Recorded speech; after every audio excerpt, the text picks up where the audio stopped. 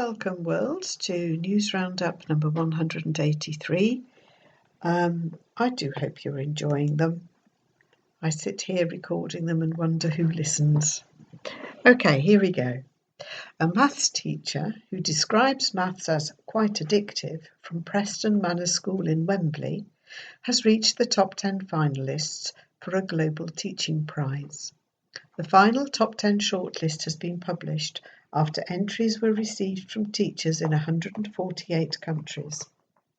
The BBC says that Colin Hegarty is the only UK finalist, alongside teachers from the United States, Australia, India, Finland and Kenya. The winner will receive a prize of £690,000 at an awards ceremony in March. The Global Teacher Prize, set up by the Varkey Foundation, the charitable arm of the GEMS international education firm, is aimed at unearthing thousands of stories of heroes that have transformed young people's lives. Mr. Hegarty said it was good to see a competition that elevated the status of teachers. Well, folks, I know someone who ought to be up for that. The only problem is it's not teaching young children. But I think we should give Lynn a prize, don't you? I'm not sure we can raise that prize money, but hey-ho. The Daily Mirror says that Poland is offering an alternative story to the cracking of the Enigma code in the Second World War. The accepted view is that British maths genius Alan Turing led a team of code breakers at Bletchley Park, Buckinghamshire. But apparently it was the Poles who, a decade earlier, cracked the early Enigma machines and passed their knowledge to the British. Poland has made its case at the world's biggest science conference, the annual meeting of the American Association for the Advancement of Science in Washington, D.C. A spokesman for the Polish embassy in Washington said, "I think the real story has been lost over time. The Polish involvement was well known during the war, but during the communist period it was not so convenient to admit cooperation between Britain and Poland." That's really, really interesting.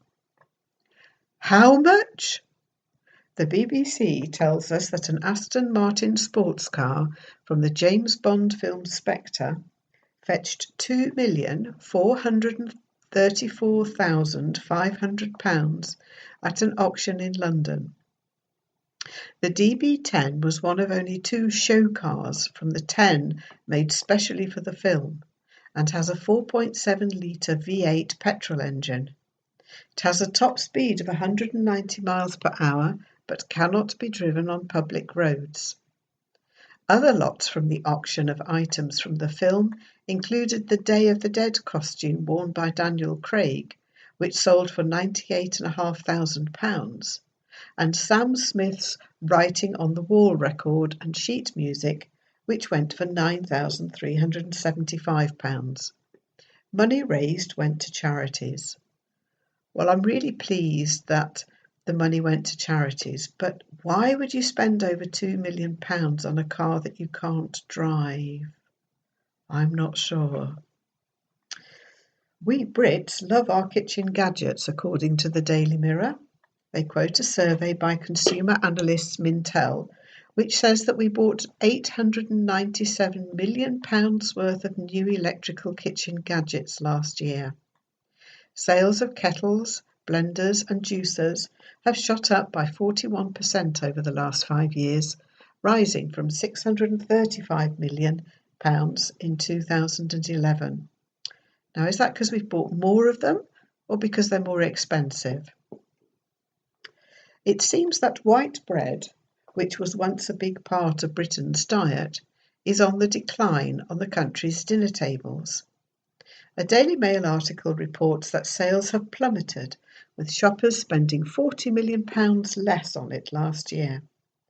White bread appears to be the victim of a health backlash, with people switching to brown bread and foreign alternatives such as naan and ciabatta. There's nothing wrong with white bread. It's just plastic white bread which is horrible and bad for you. Anatolian Shepherd dog Kurt is described by owner Tracy Buckingham as the biggest cuddle monster in the world. And, says the Daily Express, Tracy from Chatham, Kent, reckons that Kurt, who is 7 foot high, could well be the biggest dog in the country. The dog weighs 11 stone, and Tracy spends £100 a month on his diet of raw meat and bones. Good grief, can you imagine a cuddle from a 7 foot high, 11 stone dog? Bless him. Mind you, it'd be a big cuddle, it would last you a week. So I hope this lasts you a week and gives you lots to enjoy. Take care, see you soon. Bye bye.